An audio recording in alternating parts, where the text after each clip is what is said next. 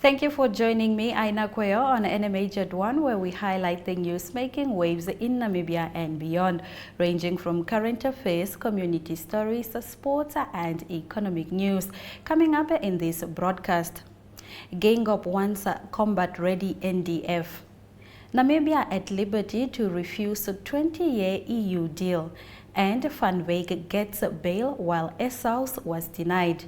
Follow all our programs on our website, which is called oneup2.com or DSTV 285 or GoTV 25 in Namibia.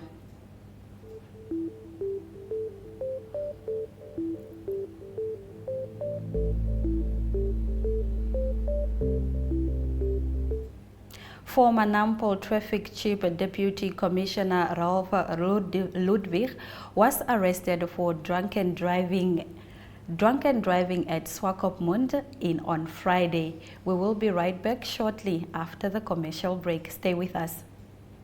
Welcome to Active Kids, a daily TV show that sparks creativity, learning, and fun for young minds. With exciting activities and lessons, Active Kids inspires curiosity and a love for learning. New face to the 15. The perfect mix of play and education. Don't miss out on the fun. Tune into Active Kids on NTV every weekday at 10 o'clock and let the adventure begin. Welcome to My.NA Cars, your ultimate destination for everything automotive. I am your host, Diana Master. Teamwork makes the dream work, right? Discover the latest models, innovative technologies, and expert insights from our passionate hosts. Learn essential maintenance tips and get exclusive behind-the-scenes access to the automotive industry. Don't miss My.NA Cars on NTV every Thursday at 2100 hours. Tune in and ignite your passion for automobiles.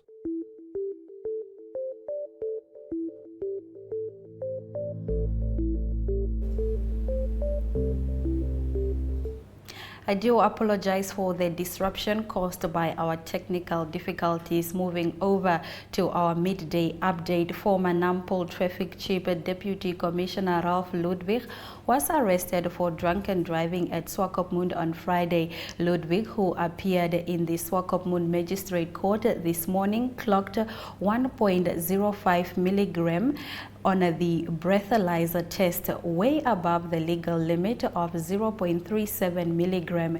In his alleged drunken state, Ludwig bumped a pedestrian on Moen Street in Fenita, but he was not injured. The ex-top cop was granted bail of 8,000 Namibian dollars, and his case was postponed to 2024.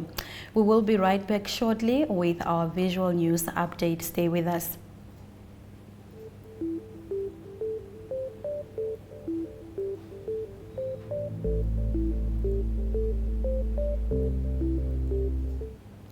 Fish Bay SPCA officially opened their newly renovated kennels and play park for dogs. The kennels will allow the SPCA to accommodate homeowners traveling out of the town to leave their dogs in the SPCA's care over the holidays. Chairperson of the SPCA, Quinton van Rooyen, shares more.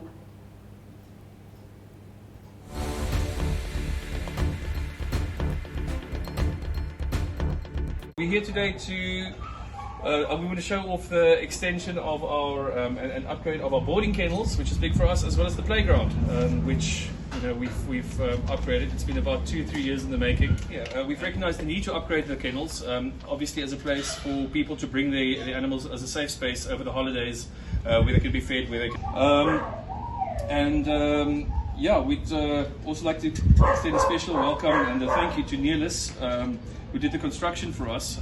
He's certainly done a lot more than what we paid him for, and for that we are incredibly grateful. If anybody's had a walk through here, this is absolutely beautiful. As well as Ivan, who's done all the painting for us and just really livened up the place for us and basically showed the pictures. This is actually a place of hope for animals, and which we think is absolutely beautiful. All done freehand, all done beautifully, and yeah, the talent is just absolutely extraordinary. I want to also extend our gratitude towards our benefactors. I've already thanked our volunteers, but I don't think I can do that enough. Your generous contributions in time and resources make what we do here possible. We would not be able to do that without you. And anybody who spends any amount of time with any kind of welfare, whether it be human or animal welfare, will know that there's always this call that somebody must do something. On social media, it's always, somebody must do something, somebody must do something. What they don't say is, somebody must do something as long as it's not me. But you guys are the exception. You are the guys actually doing something. And we appreciate you for that. Then I'd also like to thank, last but not least, Dawn McKenna, Festus, Emmanuel, Loida and Gordon for the work that you do here at the shelter.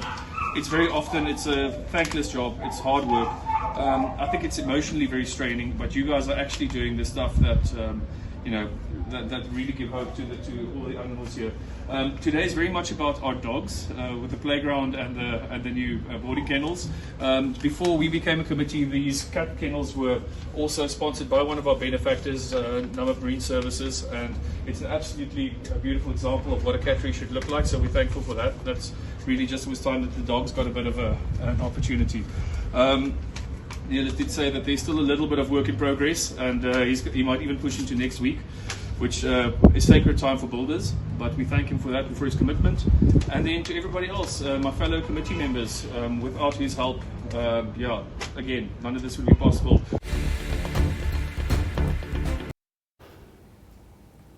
Mines Minister Tom Alwendo says Namibia may become an oil producer within 4 to 5 years, and says preparatory work will be needed to achieve this goal, such as the construction of infrastructure to be able to transmit the oil from rings to land. Ohonet Lage reports.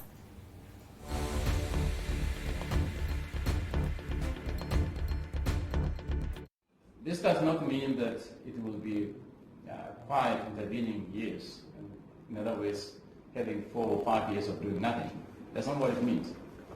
Because to get the production and eventually to have first oil, a lot of preparatory activities need to happen. For example, you need to build oil platforms, you need to construct pipelines, you need to acquire offices from which you are going to operate. You need to acquire oil bases from which the oil rigs are going to be sailed. And those are all activities that will be performed in the 4 or 5 years. And that will in itself also create employment. And therefore, it's not to say that we will only get employment being created in the sector only after we have first oil. But there will be a lot of economic activity that will be taking place in terms of preparing ourselves for first oil.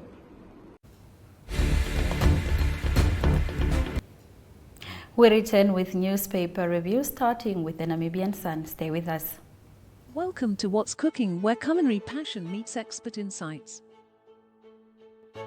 Somebody must really want to cook and want to cook good food. Immerse yourself in the bustling world of professional kitchens as top chefs create mouthwatering dishes. Join us for in-depth interviews as our host explores the experiences and expertise of our guest chefs. Don't miss out. Tune in to What's Cooking on NTV every Friday at 2100 hours and let the culinary adventure begin.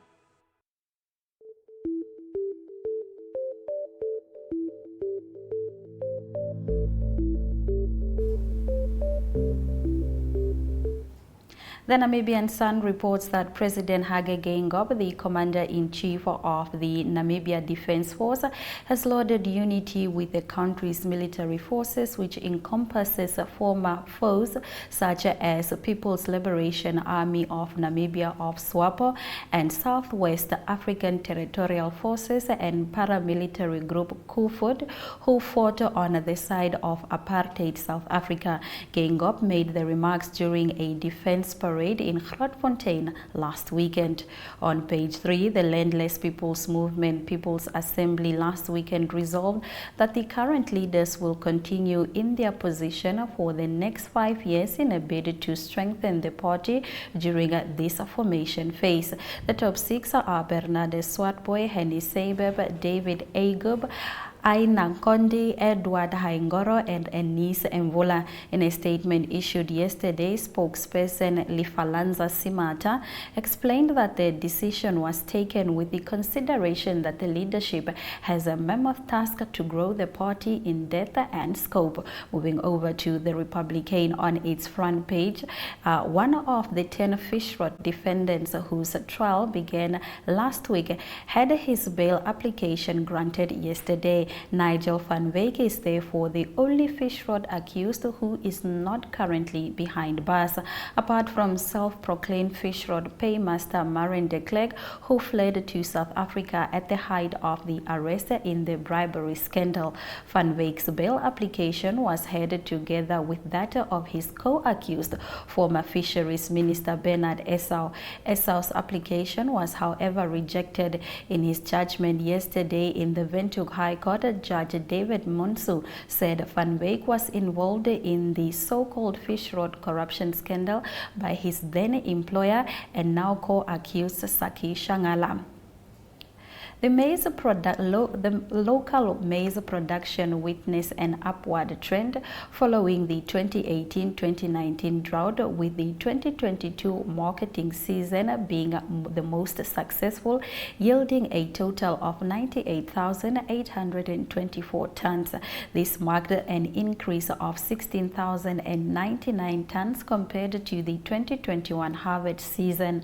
According to the NAB, last year saw just over 1,000 local producers registered for white maize, with a total of 32,127 hectares planted. Moving over to Allgemeine Zeitung, on its front page today, it leads with Savannah Beef's new abattoir in the making great strides forward.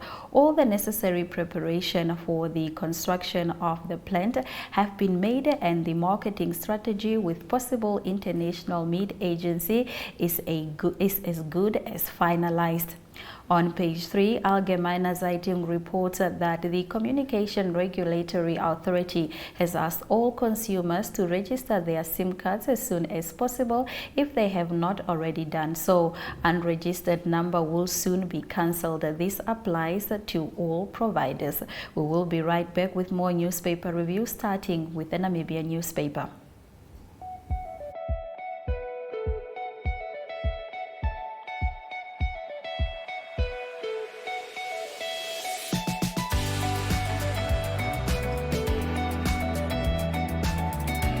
To another exciting episode of Irongo Talk. We bring jou lees die weer en vertel ook vir julle waar die vis julle mondstuk gaan byt.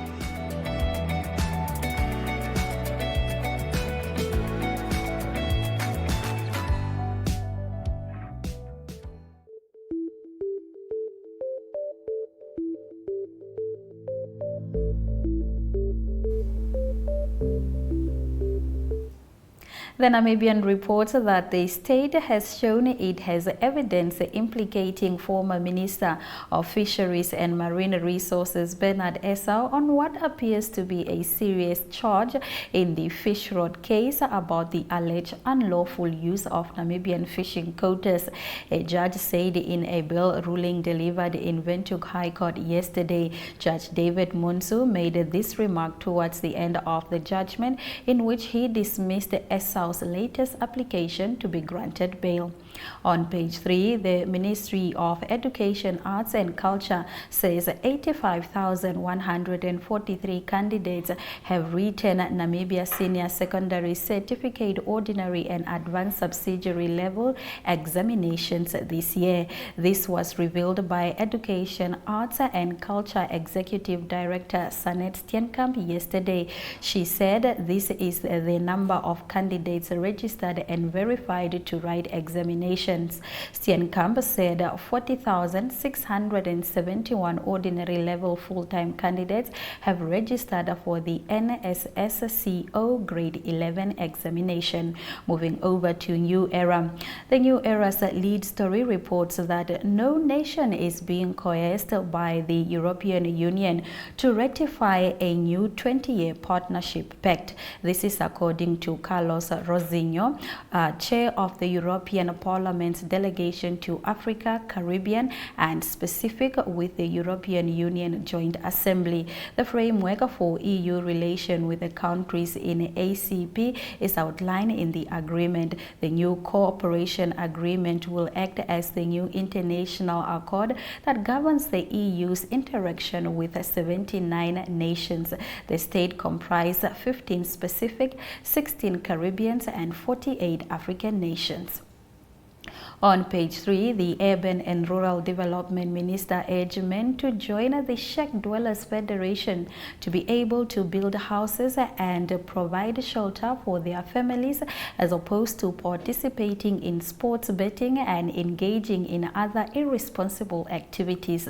Utoni said the Shack Dwellers Federation of Namibia housing projects are predominantly dominated by women who are now accommodating men in their houses and being abused by them in their own houses. Moving over to Market Watch, it reports that the Bank of Namibia is exploring the implementation of counter-cyclical capital buffer as an additional layer of resilience for banking sector, the governor of Central Bank, Johannes Gavagab, said. This follows after the last meeting of the Bank of Namibia's Macroprudential Oversight Committee to assess potential risk and vulnerabilities in the Namibian financial system. A CCYB is a capital requirement that bank needs to build during an economic expansion, which is witnessed by periods when credit is growing rapidly on top of the existing capital adequacy requirements, Gavagab said in a statement yesterday. After the break, we return with economic news. Stay with us. We are so excited to be kickstarting your morning with entertainment. Everything was happening during this past weekend. Yes. Exciting news. Wow, no, she was killing it already. In my opinion, I don't see anything wrong with him serving the full term. As well as keeping you informed on the issues that you need to know happening in and around our country.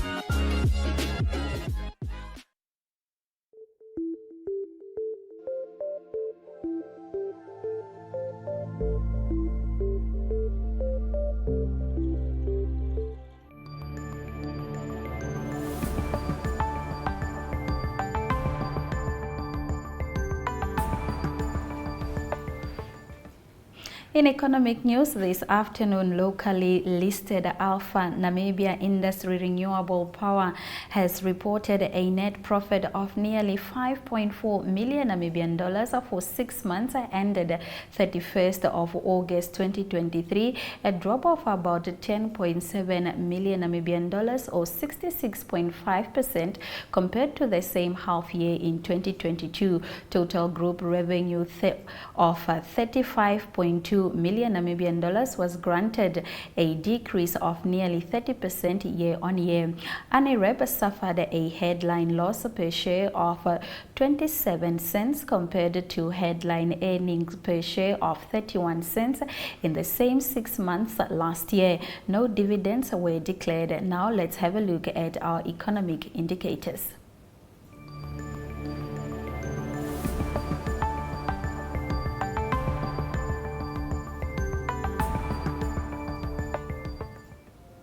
The Namibian dollar trades for 23 Namibian dollars 79 cents to 1 British pound, 20 Namibian dollars 51 cents to 1 euro, 19 Namibian dollars and 3 cents to 1 US dollar. On the local market share, all shares remain the same, that is MTC, ANIREP, Capricorn Investment as well as First Rent Namibia. The local indexes also remains the same, while Trustco Group Holdings dropped with 44.90%, as well as the local index also dropped with 3.36%. All commodities have dropped. That includes gold, platinum, copper, and Brent crude oil. Gold with 0.06%, platinum 0.32%, Brent crude oil 0.39%, and copper 0.30% respectively.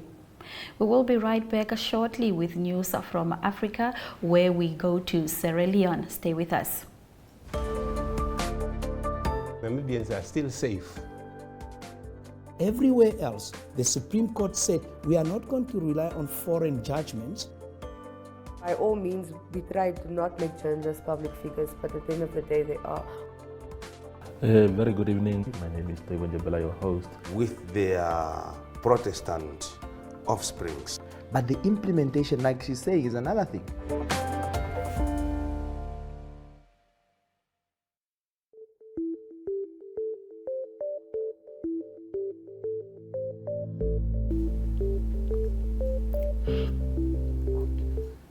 Former Sierra Leone President Ernest Bai Koroma has been placed under house supervision in what the opposition say is house arrest following the recent violence. Koroma was questioned on Monday for the third time by police in Freetown about the events of November 26, described by authorities as an attempted coup d'etat.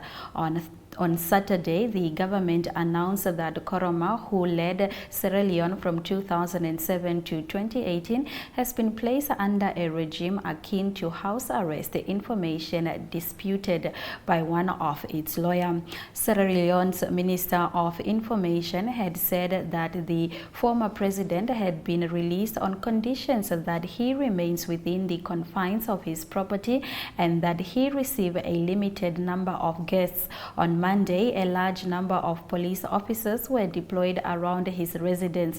According to authorities, some of Koroma's former guards are suspected of having taken part in the unrest of 26 November. In the early hours of that day, men attacked a military armory, 2 barracks, 2 prisons, and 2 police stations. The fighting left 21 people dead, 18 members of the security services, and 3 assailants, according to the Minister of Information. After this short commercial break, we return with international news. Don't move.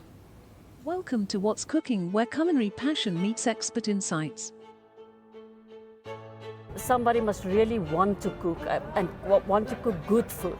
Immerse yourself in the bustling world of professional kitchens as top chefs create mouth-watering dishes. Join us for in-depth interviews as our host explores the experiences and expertise of our guest chefs. Don't miss out. Tune in to What's Cooking on NTV every Friday at 2100 hours and let the culinary adventure begin.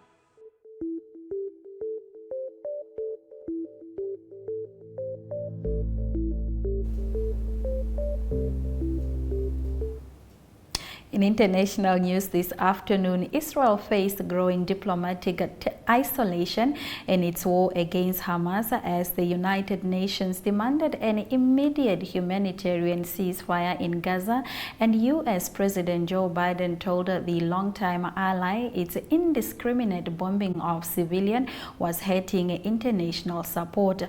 After dire warnings from UN officials about a deepening humanitarian crisis in Gaza, the 193-member UN General Assembly on Tuesday passed a resolution calling for a ceasefire, with 3/4 of member states voting in favor. The price of defeating Hamas cannot be the continuous suffering of all Palestinian civilians, the leaders of Canada, Australia, and New Zealand said separately in a joint statement calling for a ceasefire. The Palestinian Authority welcomed the resolution and urged countries to pressure Israel to comply. A Hamas official in exile, Izzat el-Rashid, in a statement on Telegram, echoed that reaction, saying Israel should stop its aggression, genocide, and ethnic cleansing against our people. The US and Israel, which argue the ceasefire only benefits Hamas, voted against the measure along with 8 other countries. Before the resolution, Biden said Israel now has the support from most of the world, including the US and European Union, for its fight against the Palestinian military group Hamas. After the break, we return with local sports. Stay with us. Welcome to Active Kids, a daily TV show that sparks creativity, learning, and fun for young minds. With exciting activities and lessons, Active Kids inspires curiosity and a love for learning. New face to the 15. The perfect mix of play and education. Don't miss out on the fun. Tune in to Active Kids on NTV every weekday at 10 o'clock and let the adventure begin.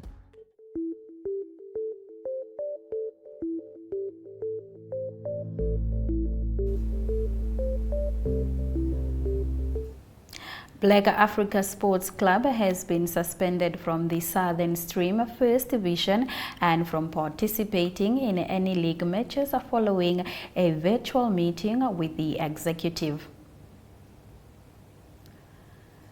The National Youth Games that were scheduled for December this year have been cancelled because the contractual agreement with the main sponsors has expired.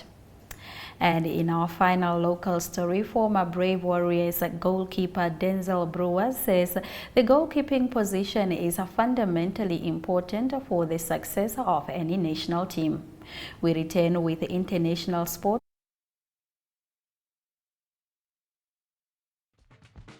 Welcome to My.NA Cars, your ultimate destination for everything automotive. I am your host, Diana Master. Teamwork makes the dream work, right? Discover the latest models, innovative technologies, and expert insights from our passionate hosts. Learn essential maintenance tips and get exclusive behind-the-scenes access to the automotive industry. Don't miss My.NA Cars on NTV every Thursday at 2100 hours. Tune in and ignite your passion for automotive.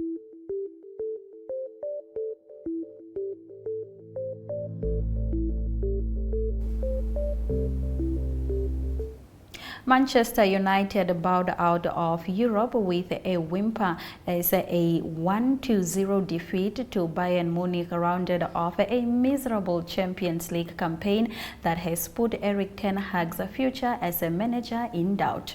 Former Olympic heptathlon champion Dennis Lewis has been elected as president of UK Athletics. It was announced on Tuesday, with the national governing body facing a cash crisis. And in our final story, Eddie Jones is set to return as Japan's head coach, local media reported, with an announcement expected to be made tomorrow. After the break, we return with highlights from today's broadcast. Stay with us. We are so excited to be kickstarting your morning with entertainment.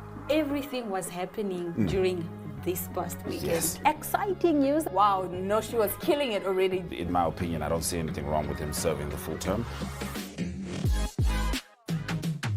As well as keeping you informed on the issues that you need to know happening in and around our country.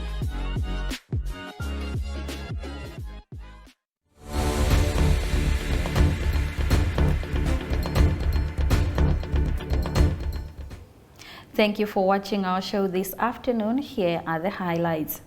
Former Sierra Leone President Bai Karoma has been placed under house supervision in what the opposition says is house arrest following the recent violence. Israel faced growing diplomatic isolation in its war against Hamas as the United Nations demanded an immediate humanitarian ceasefire in Gaza, and U.S. President Joe Biden told the longtime ally its indiscriminate bombing of civilians was hurting international support. Black Africa Sports Club has been suspended from the Southern Stream's First Division and from participating in any league matches following a virtual meeting with the executive. And with that, we've come to the end of today's broadcast. Remember to tune in every weekday at 1 o'clock to spend your lunch hour with NMH at 1, catching up on the latest news in Namibia. Good afternoon.